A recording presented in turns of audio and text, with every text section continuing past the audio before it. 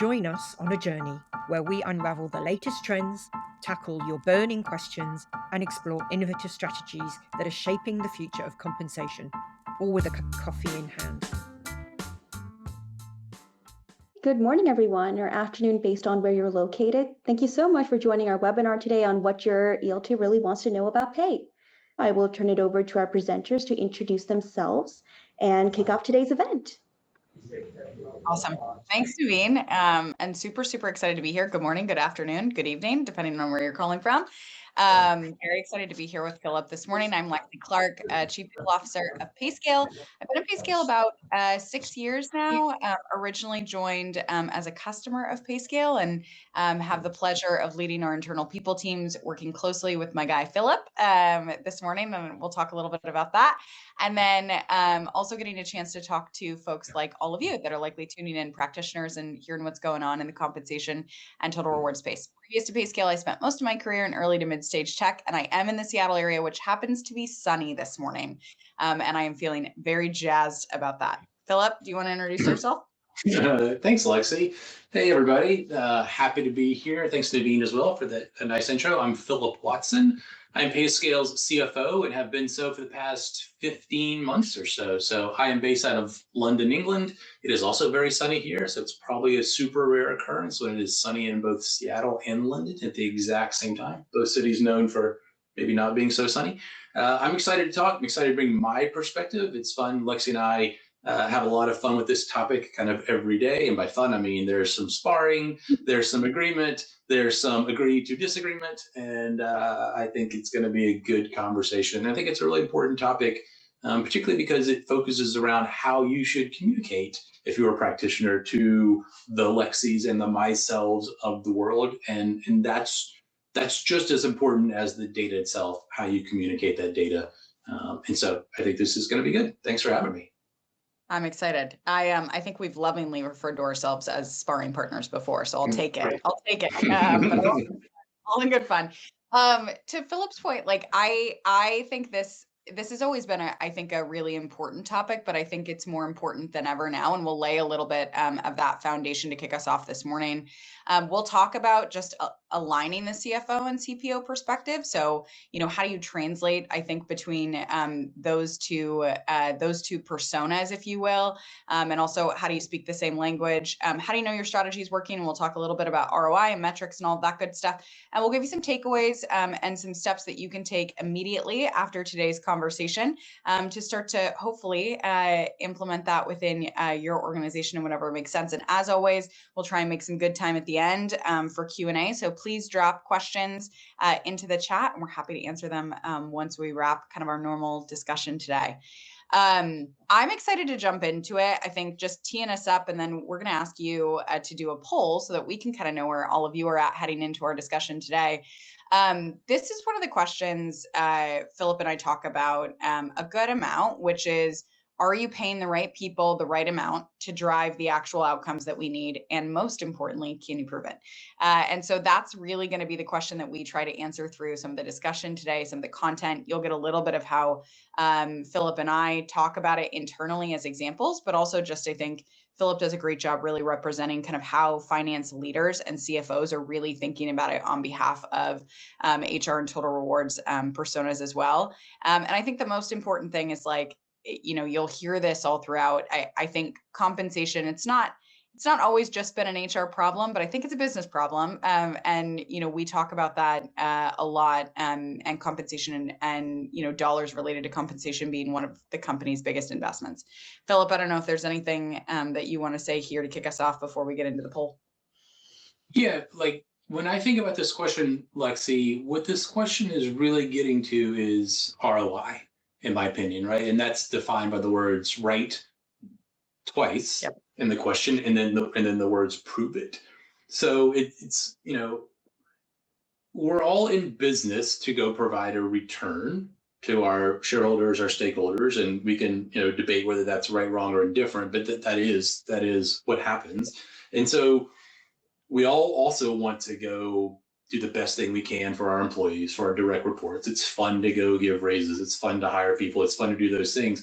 Those things don't need to be in conflict. They just need to be proven that you're making the right decisions as a leader and as a company. I think that's what this question is really getting to. It's, are you making the right decisions? Can you prove you're making the right decisions? And then if you do that, like good things should follow, right? So when I think about this question, to me, it really comes back to an ROI kind of question, but that's probably my finance brain talking. Yeah. No, but it's right. And I think that, your brain is not alone in that question. And I think we'll talk about that and unpack that. And I know, we'll talk about this a little bit too. You were part of a great panel last week at World of Work, and some folks maybe that are listening and may have joined us for that, where we really unpacked, I think, the personas and, what everyone is caring about in ROI, I think is top of mind for sure. As you think about both CFOs and CPO should be keeping that in mind too. Yeah, because I think it's important to remember, Lexi, that if you're sitting in my seat, in general, you're more than happy to fund things that have high ROI, right? So it's not really a question of finance doesn't want to fund anything. Finance is happy to fund the things that provide the highest level of return. I think it just behooves all of us to go identify those things and then prove it, right? Yeah. Because I would doubt there, unless you're in a special situation, I would doubt there's a CFO anywhere in the world across any type of business model that wouldn't want to go fund the highest returning projects. That's exactly right. That's exactly right. Well, with that, let's kick off the poll. We'll leave this up here for a minute, but would love to hear from all of you. When your executive team asks about compensation, what's your biggest challenge right now? Is it that you don't have the data? Is it that you have the right data, but maybe you're struggling to connect it to that business outcome or ROI, as we refer to it?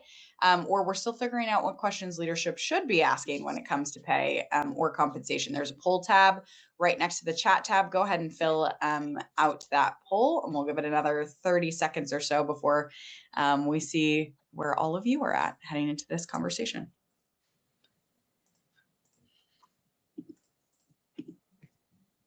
I always feel like we need some Jeopardy music for this. Right, something like that. Yeah, I know. I want to watch the numbers in real time. Coincidentally, it's been a lifelong dream of mine to be on Jeopardy. I need to get on that as I'm advancing in my years. So thanks for the reminder on that. You're welcome. I feel like you would be good at Jeopardy. A little trivia, little Jeopardy. Yeah. Trivia. Yeah. I think so. All right, let's see the results of the poll, Naveen, if you will. Okay, interesting. This is interesting. We have we have the right data, but struggle to connect it to business outcomes that they care about. I think that's going to be the heart, really, of the conversation today. And now you can see the numbers move around in real time. I love that. Philip, any thoughts on that? I mean, we certainly can and will talk to this. I also would like to challenge the assertion would like to learn more about people saying they have the right data. Is that true? Yeah. Or do we all just think we have the right data? Sometimes, that's exactly right. Yeah, we'll talk about that data translation. I think that's going to be one of the most interesting, probably, parts of our conversation too. Awesome. Well, let's get into it, and let me just lay a little bit of groundwork on, I think, the forces maybe that are reshaping the conversation. And I would love, Philip, you've lived, I think, through a lot of the inflection points, obviously, in your kind of CFO seat over the last few years on some of these. So I want your thoughts on this too. 3 kind of big headlines here: pay transparency, labor pressures, and then obviously technology and data. We could just call that an AI bucket. But I think there's even more than just AI that kind of falls into this. All of these, I think, are relevant. My kind of point of view is I do think that 2020 and COVID was a real inflection point as we talked about compensation. And mostly because I think it was just more in the headlines than ever. You had a lot of companies being pretty public around trying to figure out what their compensation strategy was. And more so, if they previously had a geolocation of their headquarters and they moved everybody home or remote, how does that change how they pay people? It obviously brought different pressures within, the labor market that I think impacted those conversations. And then pay transparency took hold shortly after.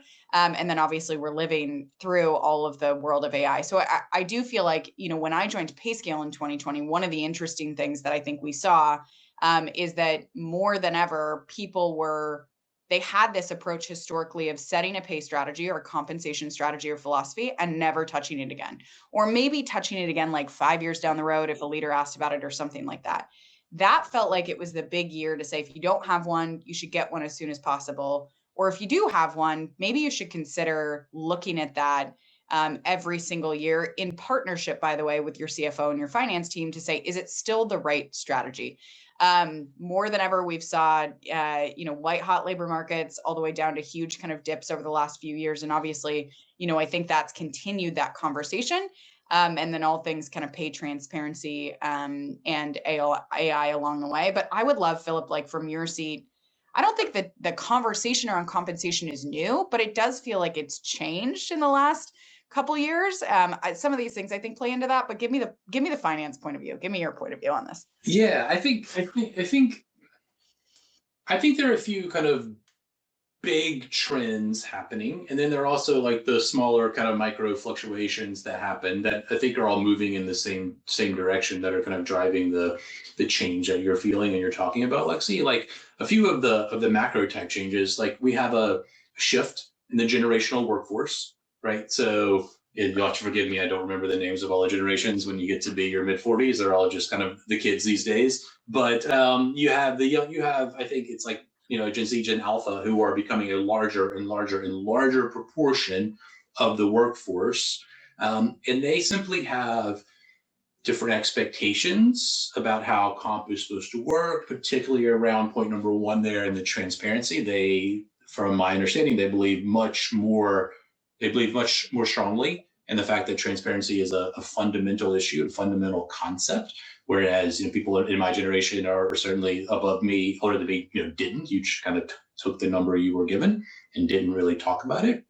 So I think the generational shift is one kind of tide that's moving. I think the concept that change always occurs, right, every day, but it does seem to be occurring faster, which I think is a result of kind of technology. Also, the fact that the world just becomes a more complicated place every day. And so I think like some of that agita some people may feel is that, maybe they were used to one pace of change, but now this is like an accelerated pace of change, right? And I don't think that's ever going to stop. I think the world only gets more complicated at a faster rate every day.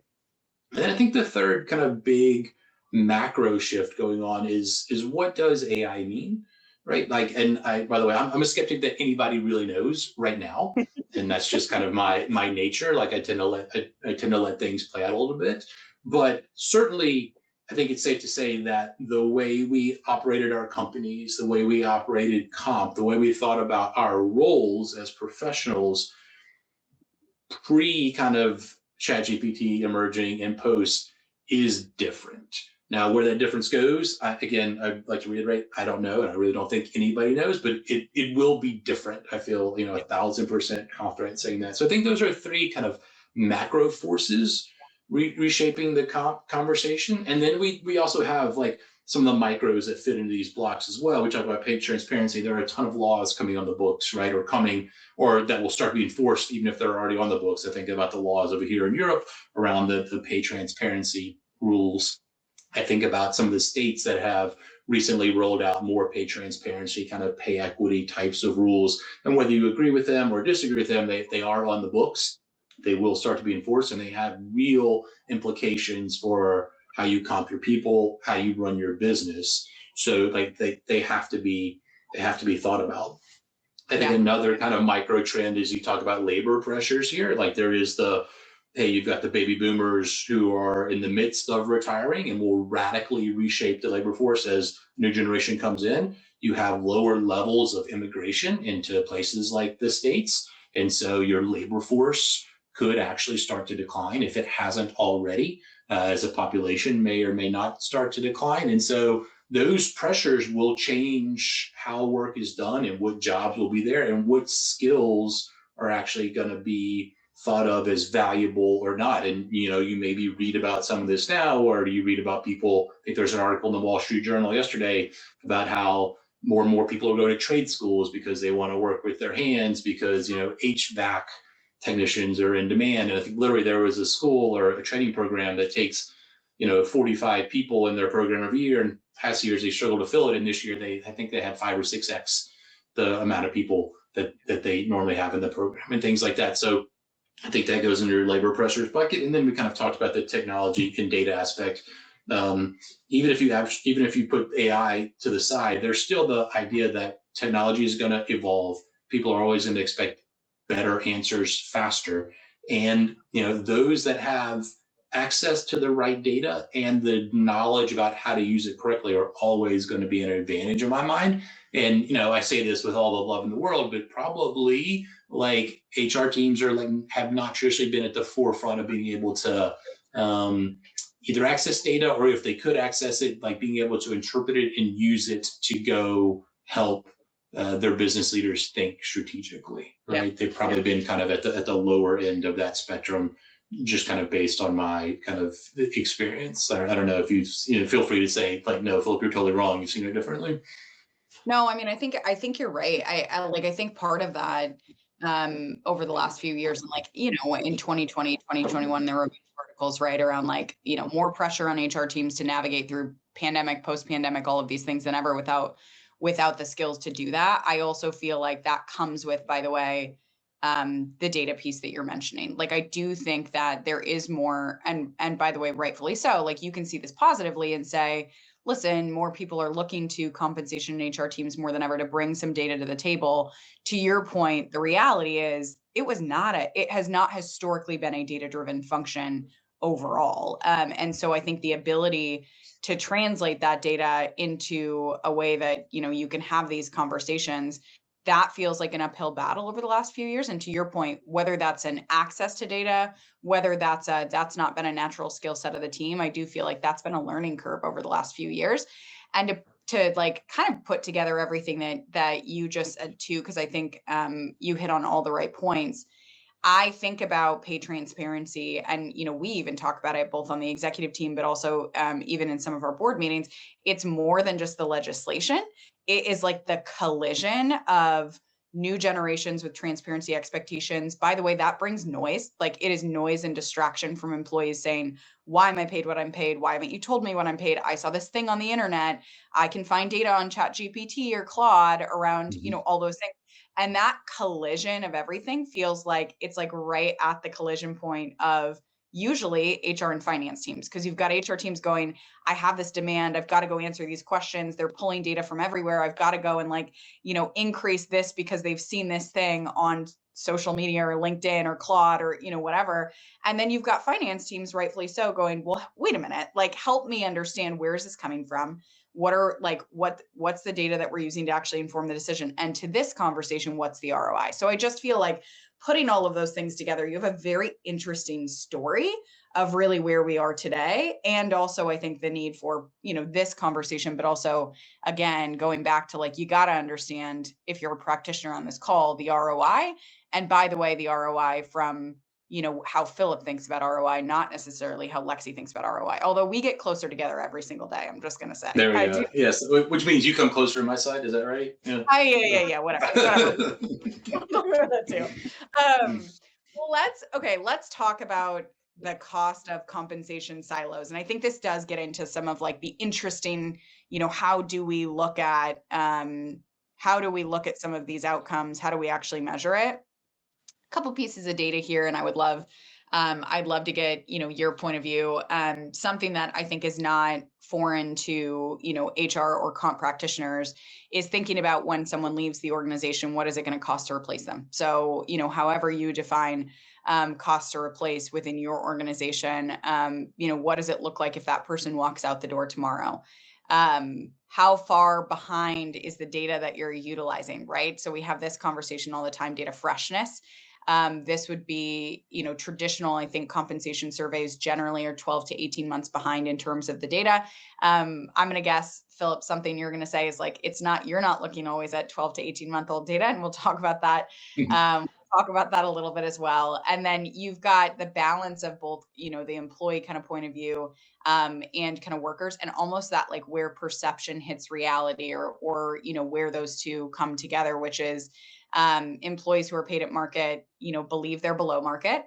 And also, of course, like people leaving and citing compensation as their reason to leave. Like all of those things, I think you can call that cost of compensation silos. You can talk about some of it, but these are all of the factors where whether or not we formally call it out in conversations Philip and I have around, cost to replace or some of these things. These are things I know that are top of mind for me, and I know they're top of mind for you, and maybe just like in a different way or looking at kind of different numbers. I'd love your thoughts on some of these and how they come up. Yeah, I mean, these are all real things to look at. I think like if I had a piece of advice for my friends kind of over in the HR and the comm space, it's like if somebody brought this to me and and said, Philip, these are the numbers. Oh my gosh, we could never lose anybody, and we have to make sure we're paying everybody at 100% all the time. I think I would kind of sit back and say, well, like some of this is planned for, right, in the budget process, right, and not all churn is necessarily bad. And I think there are like a few concepts in there, but let's take the second one first. Like we certainly all want to retain our top performers, and I think if you can get the data sliced and you can get the data in real time or as close to real time as possible, so that you are responsive to your best workers, the ones that you want to keep, I think that's how you want to play the situation, at least in my mind. And I think there's a cohort of people that you're kind of like, let's be honest with ourselves, you're like fine with them and they're fine and you don't want them to go. But if they did go, it's not a mortal blow. And then there may be a cohort of people, hopefully not, but there may be, where you're like actually, not upset if they left. And so I think it's important, or at least when I look at this from a finance perspective, I try to kind of put the business in those three buckets. And I certainly say, like, for that first cohort, like, let's make sure we're on top of them. Let's make sure we've given them a big hug, that they have no desire to ever proactively want to leave, that their comp is right and on time, and that they feel good about it, just as importantly, because I think your bottom left box there says, they believe they are paid below market. They may or may not be, but they, believe. So let's give them the evidence to show that they're not. And then I think you can use the same data, but, slice for those other cohorts to figure out the best ROI that we keep talking about. The best ROI may not be to give that middle cohort the highest level raise. You may want to give them an acceptable raise, for example. And for the lowest, you may want to send them a signal that says like, hey, this may or may not be the place for you. So I think it all comes back to, Lexi, the ROI that we keep talking about. And if you have the right data, and in my mind, right data means accurate data and data that's on time and data that's gives you an answer. It's not just data for data's sake. If you have those three things, then you can kind of use that to drive whatever behaviors you're trying to drive as a company, whether it's laid out like I just laid it out, which is how I tend to think about my teams, or whether it's, no, we want everybody at the company is awesome and we want to give them all, pay them all at 100%. However you want to think about it, however your compensation strategy is laid out, you need to be able to execute against that strategy. And to be able to execute against that strategy, you need to have the highest quality data that's refreshed as quickly as possible, and that allows you to action against your strategy, right? And so that's how I think about these things. All of these are certainly real numbers, but it's how you use the data, how you understand that these numbers exist, what it really means, and how you use that data. That's really the important part in my mind. One of the things I think, and I know we'll get into this a little bit, but one of the things that I think is the most helpful when you and I have these types of conversations, so whether that's like, someone may leave or we're having a conversation around like who's most valuable or highest performers or some of these things, or even like I think back to, we just recently wrapped up our year-end cycle, and obviously Philip and I and his leader of FP&A on his team get together and we look at all the roll up and all of those things. And the thing that I do appreciate the most out of those conversations is that even if I'm presenting the numbers to Philip and I'm like, we're within budget or some of those things, Philip is always like, tell me what's the narrative? What's the story? What is actually kind of going on and what's driving some of those things? And a lot of times the conversations around the narrative or the story that we're naturally talking about is exactly what is on this slide. So it's thinking about things like these are our highest performing people in the organization. We did index a little bit, more on giving this person X% raise than others, because if they walk out the door tomorrow, it's going to take us a little bit to recruit. And then, oh, by the way, they're going to have a ramp. And oh, by the way, Philip, that's going to directly impact top line. Like all of those things, these are natural kind of places where I would say when Philip and I sit down, we have these types of conversations. But I think, I would encourage making sure, and we'll talk about again, like some of that translation, you got to make sure you know the numbers, the story behind the numbers, some of those things. But the story behind the numbers is important to your finance team and to your CFO, at least from my point of view. I think the best conversations we have, where sometimes we're able to agree to disagree or kind of meet in the middle, or times where we're like, okay, we both don't love that this thing happened, but we feel like we've got a mutual solution forward that's the best thing for the business that both of us can live with. And we figured out, a process in the future to avoid these types of things down the road. I don't know what your reaction. I think it's maybe an important point to remember when you're talking to your friendly neighborhood finance person is like, we are data driven. That is our job. We are going to look at number. You could always think like we'd like to see something in a spreadsheet, but the way to think about this, and this is what I tell my teams, and always have told my teams, is like, you start with the data on the spreadsheet, but if you're presenting to an X, you're not presenting them a spreadsheet, you're presenting them the story behind the numbers, and you want to go tell them that story, but you have to have the numbers first, and those numbers have to be accurate, and then that's the base layer, and then the story is a layer on top. And then if you're like me, you'll listen to the story, and then you'll kind of ask the questions, and that's when you would kind of consult the numbers, because I want to know that you know the numbers. I want to know that the story you're telling me is data driven and is verified and makes sense. But when you communicate with execs, you shouldn't drop a spreadsheet on their desk. You should drop a narrative on them and have the spreadsheet underneath ready to pull out and walk them through when they get to that point. And like, that's what I would encourage everybody presenting to an ELT to do when they're talking about, comp or really anything, quite frankly. I think that's a great takeaway for the audience. Let's talk about and like go even deeper into that. I think this piece of data is so very interesting. So this is pulled from our 2026 compensation best practices report. If you are not familiar with that, Payscale does a flagship report every single year. That is made up of responses from probably some of you that are listening in on this call, but all kinds of total rewards, comp practitioners, HR practitioners that respond to our survey and answer questions around what they're thinking about closing out a year and what's top of mind for them as they go into 2026. We asked a question as we headed into 2026 around, does your executive leadership team view the comp function as a strategic lever to the organization? And how confident are you that your compensation policies drive the right business outcomes? It is interesting, I think, to see the data here. Like, I'm pleasantly surprised that the answer is yes. But I think what I would be interested in is like, listen, I could say on behalf of my team, I think all of my team is strategically important. But I think there's also, I can feel like I know what my team is doing and I know why they're strategically important. But I think communicating that or being able to have them demonstrate that to their finance partners, to their CFO, and to the rest of the executive team, those are two different things. Hopefully they're very well aligned, but me fundamentally believing they're strategically important versus Philip seeing that strategic impact in the work he's doing every single day. Like, I would just love your thoughts, Philip, on like one, how does this data kind of resonate with you? But two, what does that look or feel like to you on like the finance side to be like, okay, that function is producing strategically important work, or we're focused on the right things? Again, I know we'll go back to ROI a little bit, but would love your thoughts on that. Yeah, I think it may surprise people. Like, even though I'm a finance person, I actually really value words and was actually always better at kind of reading and writing than I was at math.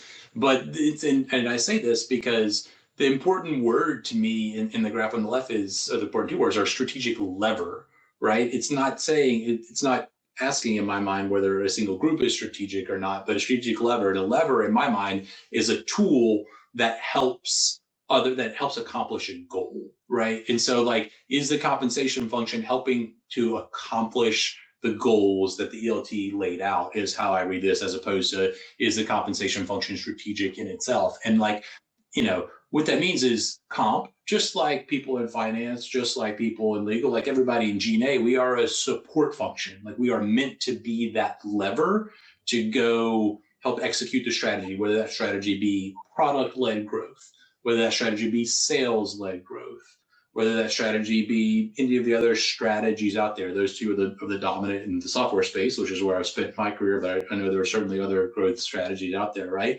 And so I also am pleasantly surprised that about 2/3 of people like really think that their ELT views the comp function as enabling better decision making, enabling more thoughtful approaches to executing against a strategy, enabling the company to go hit its ROI goals, vis-a-vis the strategy that's been laid out. So, I think that's a good sign. I would have thought people would have said less. So, again, I think that's right. I'm also happy about the stat on the right. I'm not sure I would have thought that's over 60%. Thought that that the orgs are confident the comp practices drive it. So I think that's testament to good work being done kind of across the org, but particularly in the comp teams around aligning pay correctly, ensuring the transparency, all of the things that we've talked about here. Yeah, I think that's right. Let's get into pay decisions a little bit. And I feel like maybe this is where we talk about some of the panel stuff that you did last week at World at Work, Philip, because I feel like it's similar to that conversation.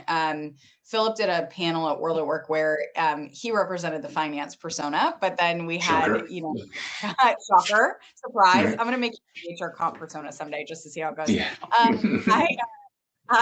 But he was on stage with, other folks representing these various personas and talking about what's the most important thing to me when I think about a pay decision, or what are the things maybe you're grappling with or struggling with or thinking about. And it should be no surprise to anybody on this call. All of these 4 different folks have very different kind of points of view of things they're thinking about, things they're focused on, and maybe things they're prioritizing in their mind. I would love just your thoughts kind of from that conversation last week, or where did your panel kind of hit on these different points, and maybe some takeaways for the audience of what they should be thinking about in these conversations too. Yeah, I mean, I'll start with my perspective on this panel, and in my perspective in real life is that the constraints a finance team has, constraints a company has financially are real. Right there, I know that it is my job to field all the requests every day for more budget, but in my head, I also go like, well, where do people expect this more budget to magically come from? Like the magic money tree, it doesn't exist. But I also know it's my job to kind of go shuffle things around and figure it out when we can, and then when we can't, say no that we can't. But I think the point I tried to make when we were on stage last week is that constraints are real. Like we have targets, as an organization that we need to go meet. Those targets are for our shareholders or for our stakeholders or for our debt holders or for a variety of audiences. But those things tend to have maybe less flexibility than people sometimes understand who don't have to go deal with those parties. Now, saying that we have constraints is different than saying like the answer always has to be no. A constraint is just a box that we have to fit in, but we can kind of fill that box in with a variety of different shapes. And those shapes may change over time. Those shapes, you fill that box with the way you expect the world to look when you build your budget, but then you also have to be agile enough to know that as time goes on, the world changes every day, as we talked about a few slides ago, and everybody has to show a level of flexibility and a level of creativity to kind of refill the bucket with different shapes, in my analogy there. So I did have a boss one time who said that constraints breed creativity, and I think that's right. So although I wanted everybody on stage and in the audience to know that the constraints are real, I also wanted everybody to know that that doesn't mean the answer is no. It just means we have to kind of think creatively and make trade-offs. The world is full of trade-offs. I was an economics major. It's the study of trade-offs, right? And like those trade-offs just have to occur. And so I think that's the point I'd like to leave people with from the finance perspective.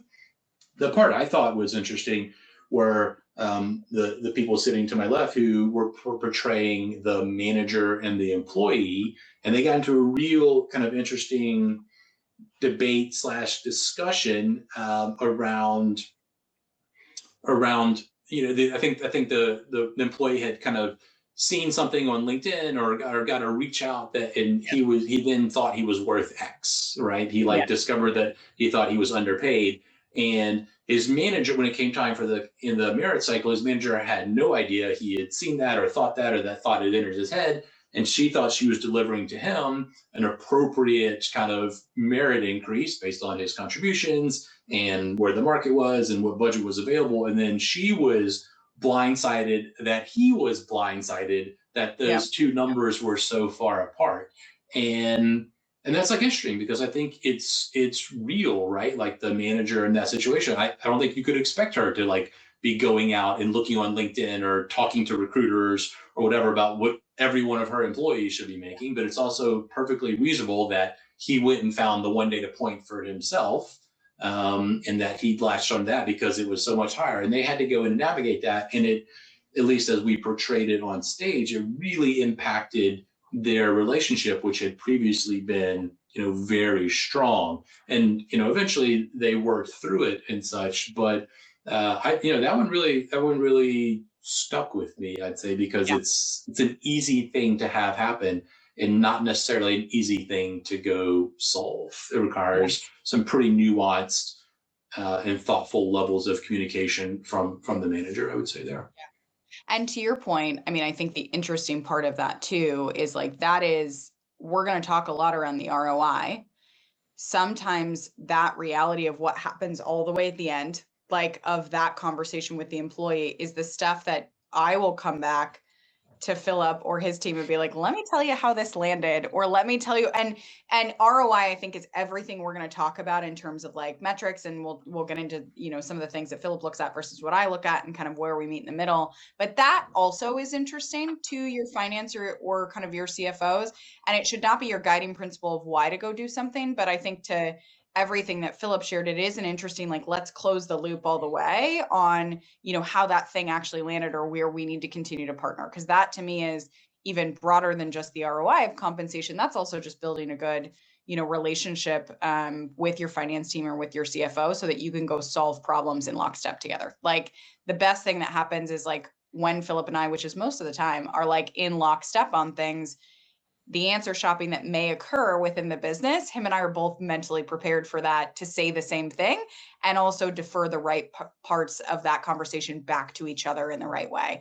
And that's a powerful relationship when you can make sure that you're aligned in that way. So let's talk about maybe that alignment and some of that too. It's interesting. I do think there's like everybody talks about comp. We all talk in different languages. You can see on the left, like these are the things that me or my team, or hopefully all of you, consider when you think about comp decisions. What I think is interesting over here on the right is what finance is looking at, or what FP&A may be looking at, the high level of how are we actually going and spending money within the business, and what does that look like when we start to look at, salaries. I'm going to tell a story without kind of numbers in it, but I think it is a good illustration of something where, Philip's team and Philip was looking at something different than a view that I had that actually drove, I would say, a more meaningful conversation. So, Philip mentioned he's been in the organization for almost a year and a half now. And his reporting and the way that I think he has looked at not just, the compensation metrics, but also just like our overall revenue. It's taken, I think, our understanding from a data perspective at the organization to the next level. So kudos to like Philip and his team for that. And, part of that was, Philip and team went back and looked at 2024 versus 2025. And Philip came to me and said, did you know that between 2024 and 2025, we went up X% in terms of compensation and in terms of specifically salaries? And my first per head, right? Salaries per head. Yeah. And my response was like, no, I did not know that. I know that we budgeted, a certain percentage that is tied to, our biggest cycles. But wait a minute, if you're saying that per head it went up that much, what other processes are we making compensation adjustments that could be driving that upwards? And also when we're hiring people, what happens and all of these other things.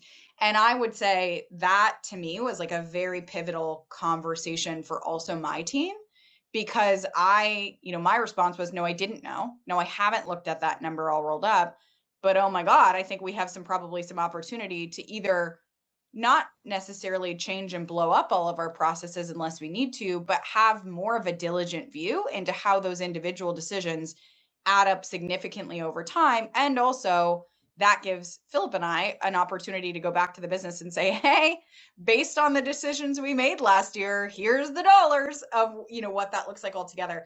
I tell that story because I think it sits right in the middle of this. Like, my team doesn't have the full story. Philip's team doesn't have the full story. But the beauty is you put those two things together and you create a very interesting, I think, narrative of what's actually going on within the organization. I'd love your thoughts on that too, Philip, from your point of view of that conversation. But like that sticks out as something powerful that I think was like a real example that you and I both talked about, worked through, and something that like, haunts my dreams a little bit, maybe still. Well, yeah.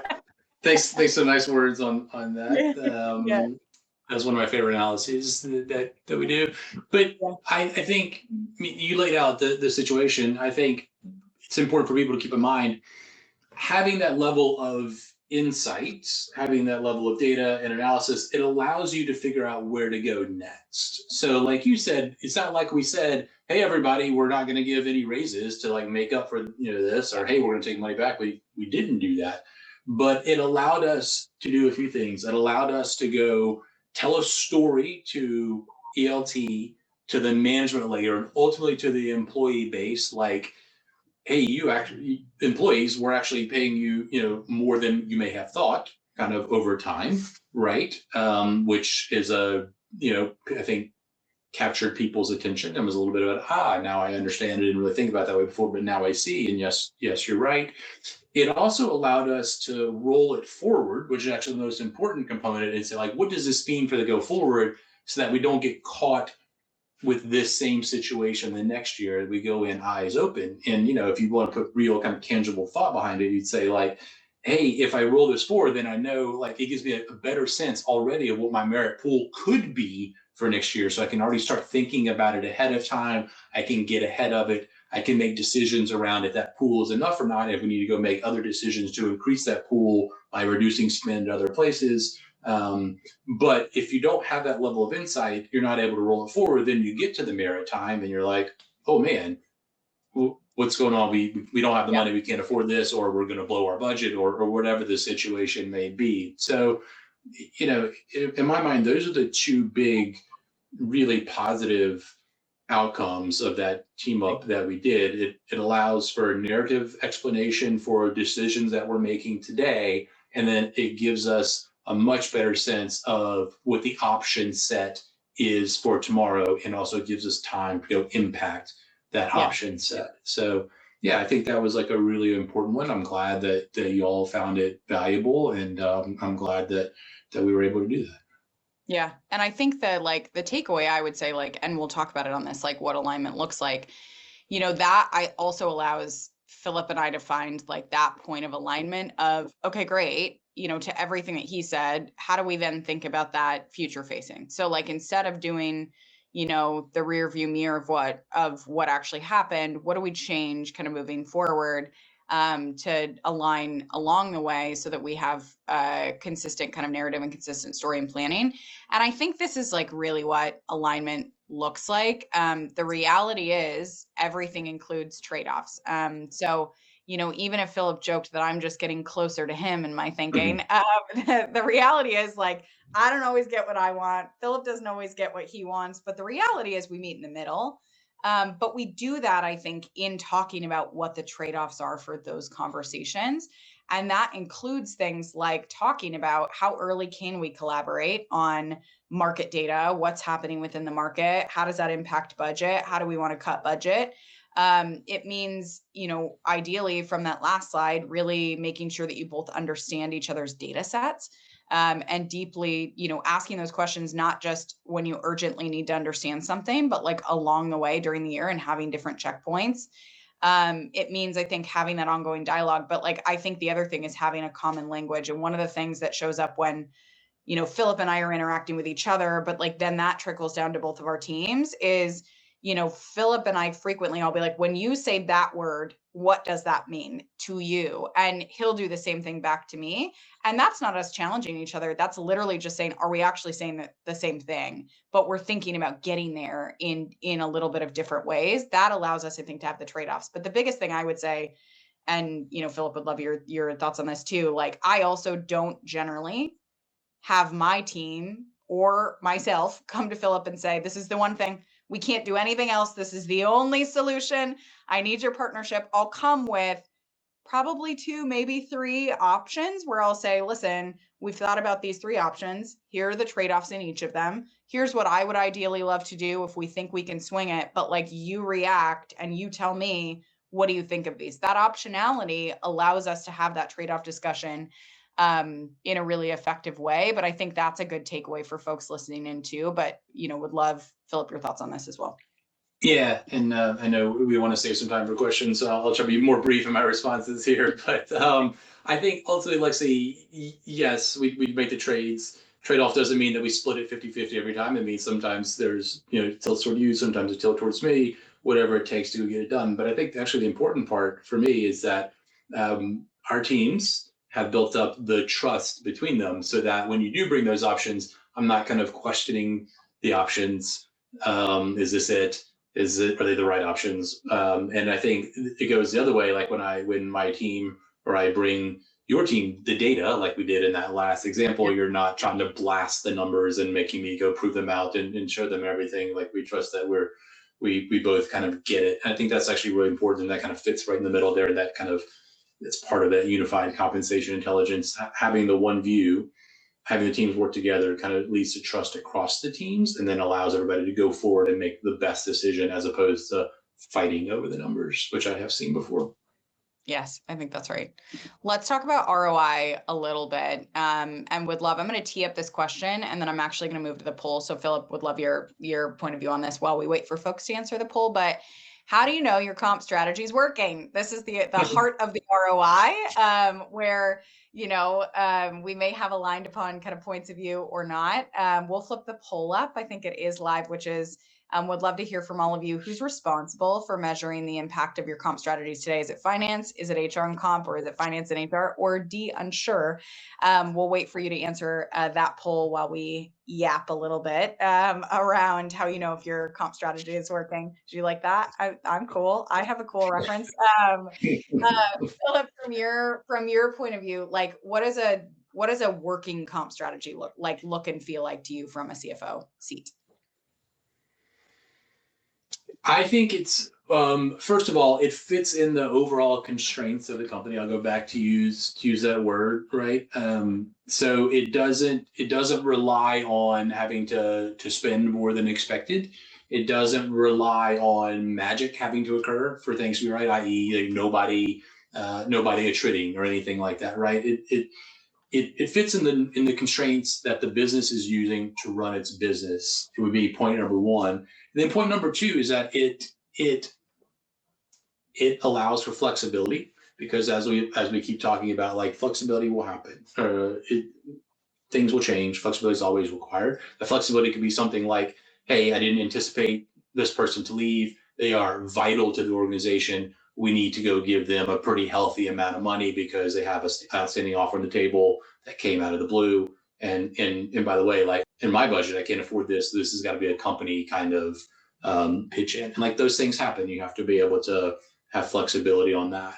And then third, it has to contribute in a meaningful way to the outcomes the company is trying to drive. And like, I can't define everybody's outcome here, right? But whether that outcome be, revenue growth, whether that outcome be profitability growth, whether that outcome be something else, market share growth, right?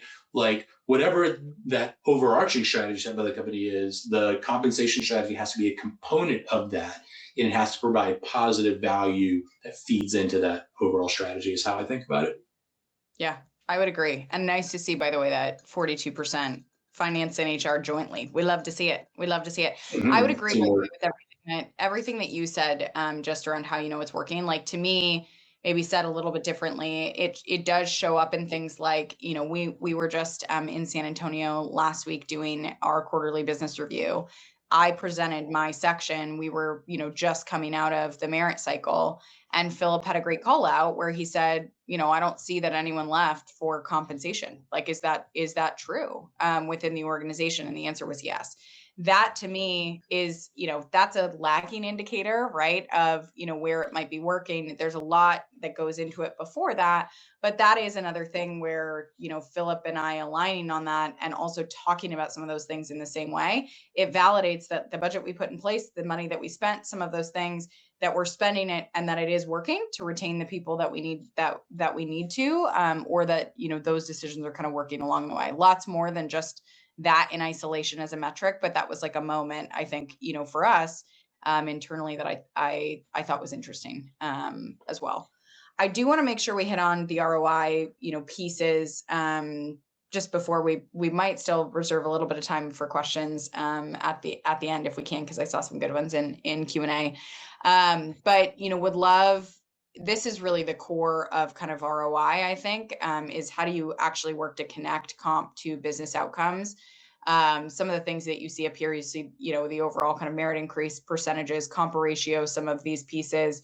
But then also, some of the things like headcount and average salary and some of that. I would love, these are the buckets I think that, are the first and foremost kind of core to thinking about ROI. Like you pull all of these metrics together, you're going to find a story in there that I think is going to be helpful to driving the right conversation, but would love, Philip, your thoughts on this too. Yeah, I mean, I think these are like the base levels, quite honestly. Like, and I think the more nuanced approach are things that are built on top of this. So while efficiency is important, and I will always ask questions around efficiency, I think one that would be built on top of this would be like productivity, right? So like, are we paying for productivity, or are we paying for somebody to just kind of be there, right? And like, how do you distinguish that? How do you reward that person for increased productivity and items like that? And like, that's a real connection to a business outcome, because in order for a business to be more efficient, the people generally have to be more productive, right? And so like, I think each of these are probably the base layer for the connection into the business outcomes. That's how I would think about it. But all of these like ultimately drive back to a P&L, right? Yeah. Whether that's appreciated or not, they ultimately all drive back to a P&L, which is going to drive which is the ultimate measure of the business outcome, right? There are certainly a ton of other measures, and again, it depends on what your strategy is.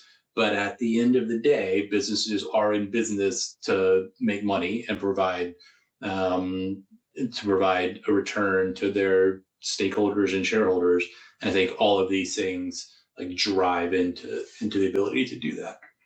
I think so too. I think we're going to hit on these two next slides, which is, how do you actually kind of put that into motion and have those conversations with the execs. I mean, I would say overarchingly, you've heard Philip and I talk a lot around like things that we look for in both our relationship with each other.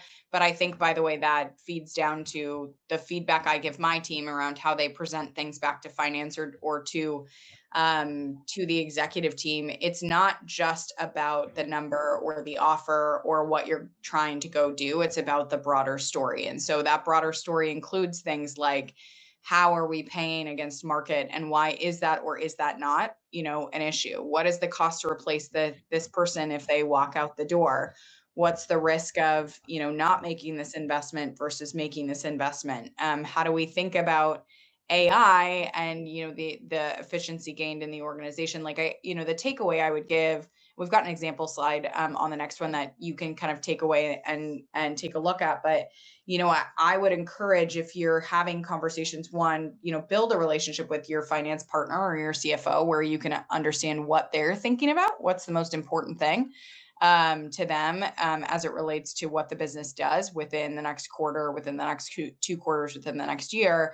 And then think about how compensation and spend really fits in that. I would go back to what Philip said in the beginning of the conversation, where, CFOs are going to want to spend money where they know that there's ROI that is going to have a real positive impact on the business and a positive impact on kind of driving those business goals forward.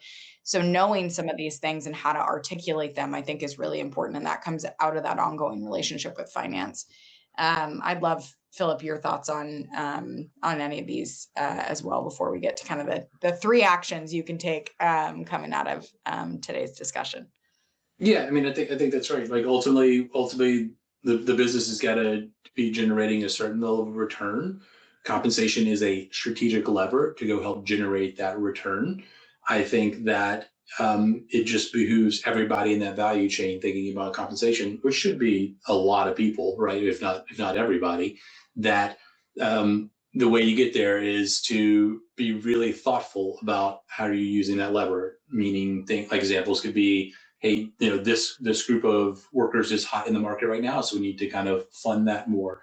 Hey, we've had some attrition that gives us a chance to rethink that role? Do we need that role anymore? Can it be combined? Do we need a different role that we can repurpose those same dollars for? Because, when that person who left was hired, that was years ago and the world was a different place. So I think ultimately the point is you have constraints. You only have a certain amount of dollars you can spend. I think it behooves everybody to be super thoughtful about both where and how to spend those dollars. And these are some of the questions you can think about when you're trying to think about that.